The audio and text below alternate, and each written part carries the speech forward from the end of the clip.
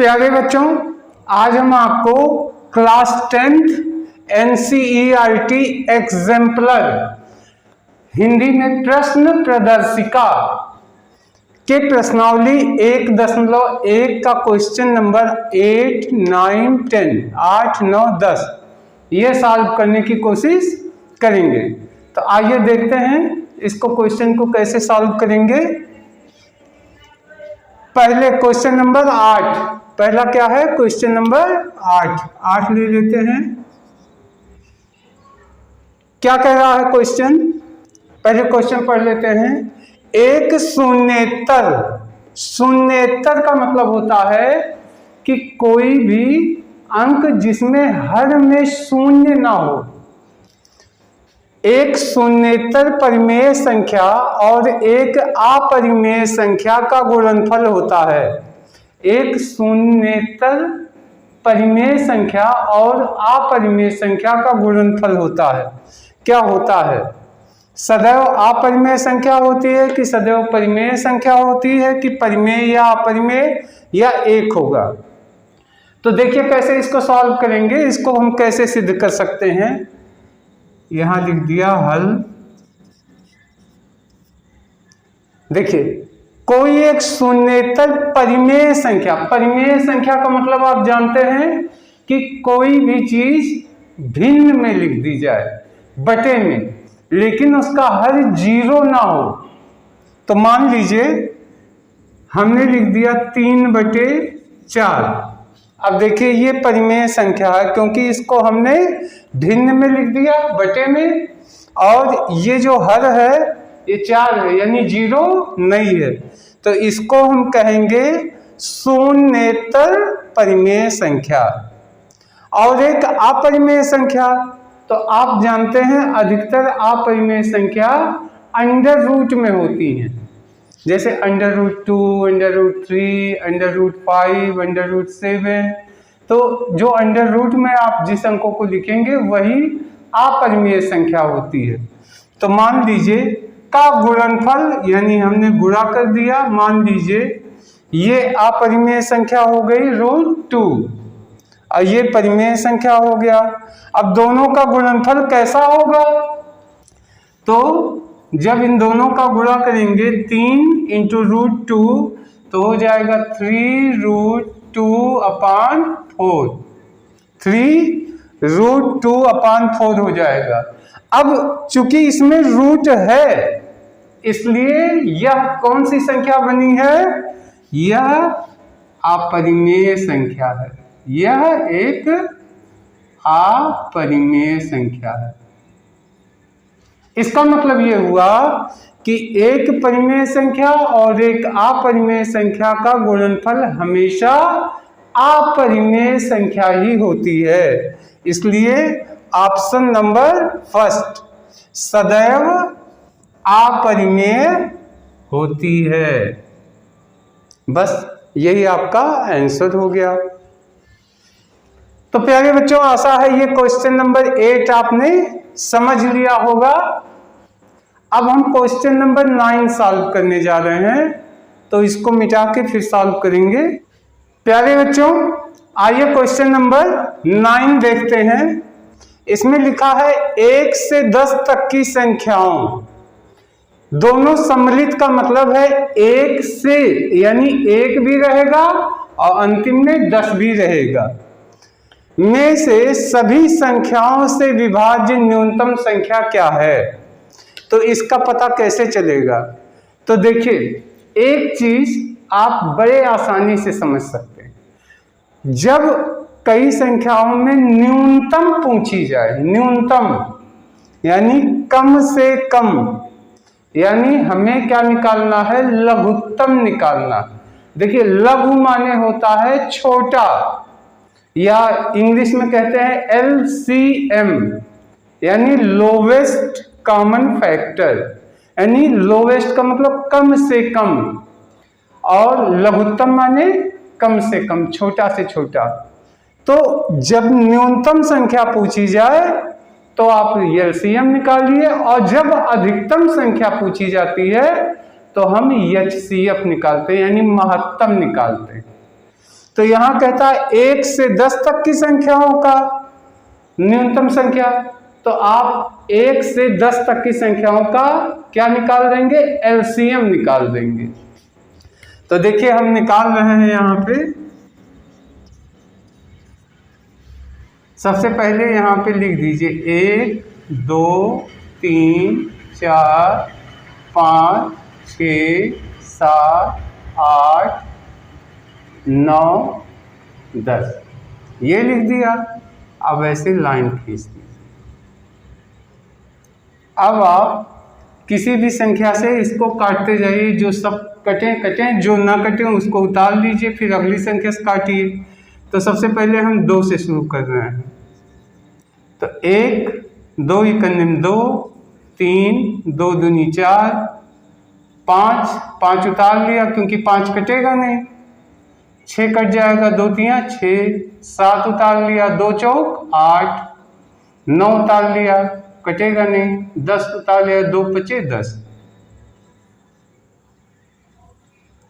अब इसको आप देखिए 2 है तो 2 से फिर काट सकते हैं, यानी 1 1 3 2 इकन्निम 2, 5 उतार लिया, 3 7 2 दूनी 4, यहाँ 2 आ गया, 9 उतार लिया, 5 उतार लिया।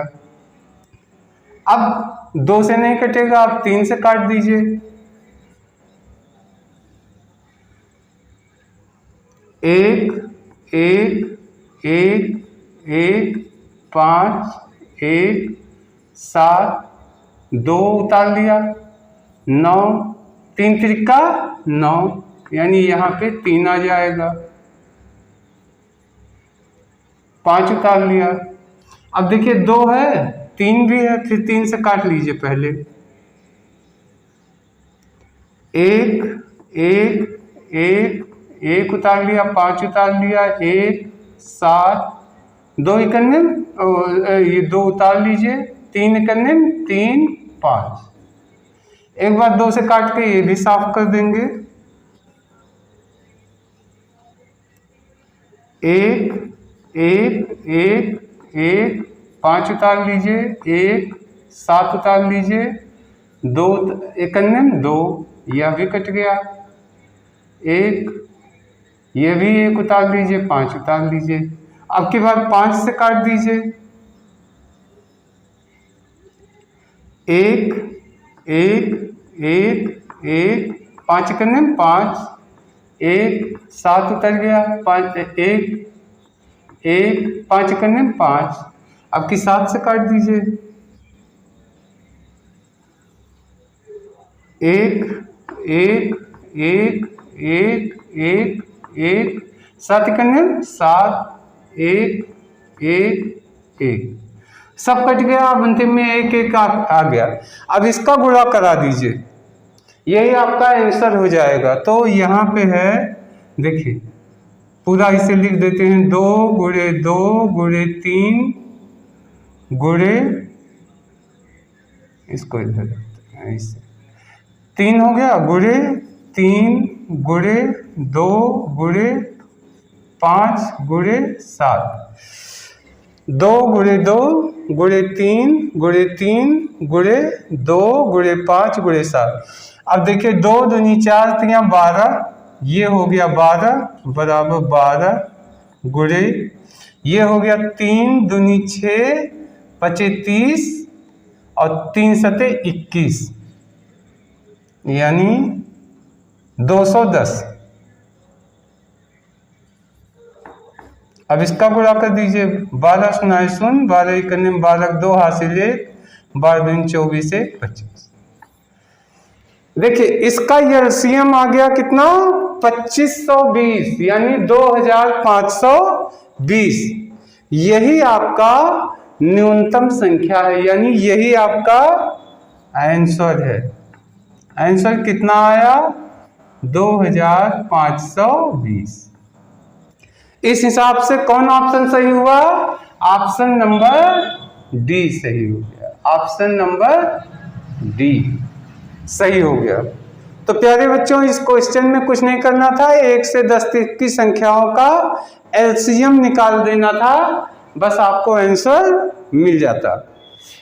अब हम बात कर रहे हैं क्वेश्चन नंबर 10 की। प्यारे बच्चों, आइए क्वेश्चन नंबर 10 देखते हैं। कहता है परिमेय संख्या 14,587/1250 का दशमलव प्रसार निम्नलिखित किस दशमलव संख्याओं के बाद आता है?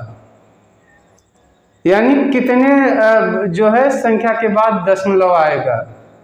ठीक, तो इसको कैसे आप हल करेंगे, तो बताते हैं इसको कैसे आप हल करेंगे। सबसे पहले हम इसको उतार लेंगे 14,587/1250। अब हम सबसे पहले क्या करेंगे, ये जो हर है, इस तरीके को क्वेश्चन पहले भी लगाए जा चुके हैं। ये 1250 को हम डिस्ट्रीब्यूट कर देंगे, यहाँ पे फैक्टर कर देंगे, गुणनखंड कर देंगे। तो ऐसे कर लीजिए, पहले इसका गुणनखंड कर लीजिए, देखिए कितने में आता है। तो 2 से काटा, 2 छक 12, 2 दूनी 4, 2 पचे 10, फिर काटा 5 इकन्ने 5, 5 दूनी 10, 5 पचे 25, फिर काटा 5 दूनी 10, 5 पचे 25, फिर काटा 5 पचे 25, फिर काटा 5 इकन्ने 5। तो देखिए ये बना 2 और 5 पे पावर 4, ये हुआ। तो अब इसको लिख सकते हैं इक्वल 14,587/2 पे कोई पावर नहीं है, गुणे, इसको आप 1 भी मान सकते हैं, 5 पे पावर 4 ऐसे मान सकते हैं। अब इसको क्या करेंगे, इसको मुझे सेम घात पे ले जाना है, यानी 2 पर n और 5 पे n। तो इसको लिख दीजिए, इसे 2 पर n और 5 पे n के रूप में लिखने पर तब अब क्या होगा, तो देखिए ये हो गया 14,587/5 पे 4 की घात है, 2 पे 2 हो गया, 1 का पावर मान लीजिए, 5 पे 4 की पावर मान लीजिए। तो अब देखिए कितने की कमी हो रही है, इस पे 1 है घात और इस पे 4 की घात है, यानी 3 घात की कमी इस पे हो रही है। तो यही 3 घात की कमी के लिए गुणे यहाँ करवा दीजिए 2 पे घात 3, और जितने का गुणा यहाँ हर में करवाया उतने का ही गुणा यहाँ भी होगा, अंश में भी होगा, गुणे 2 पे घात 3। अगर किसी संख्या में ऊपर नीचे आप किसी भी अंक से ऊपर नीचे दोनों में गुणा करा देते हैं तो रिजल्ट सेम माना जाता है। तो अब हो गया 14,587 गुणे, देखिए 2 पे पावर 3 का मतलब हो गया 2 गुणे 2 गुणे 2, यानी 2 दूनी 4 दूनी 8। तो यहां कर लेंगे गुणे 8 बटे, अब 2 पे पावर 1 और 2 पे पावर 3, यानी ये भी हो गया 2 पे पावर 4। तो 2 पे पावर 4 गुणे 5 पे पावर 4, ये हो गया। अब इसको कैसे लिख सकते हैं, बराबर इसका गुणा करवा दीजिए, इसमें 8 सते 56 के 6 हासिल 5, 8 चाहे 64, 5 69 के 9 हासिल 6, 8 पचे 40, 6 46 के 6 हासिल 4, 8 चौक 32, 4 36 के 6 हासिल 3, 8 इकन्ने मार्क 3 11 अपान, इसको आप 2 गुणे 5 है, इसको ऐसे कर सकते हैं 2 गुणे 5 पे पावर 4, क्योंकि इस पे भी 4 की घात, इस पे भी 4 की घात, तो इसको लिख सकते हैं 2 गुणे 5 पे पावर 4 की घात। अब ये बराबर हो गया 11 66 96 अपान 2 पचे 10 यानी 10 पे पावर 4।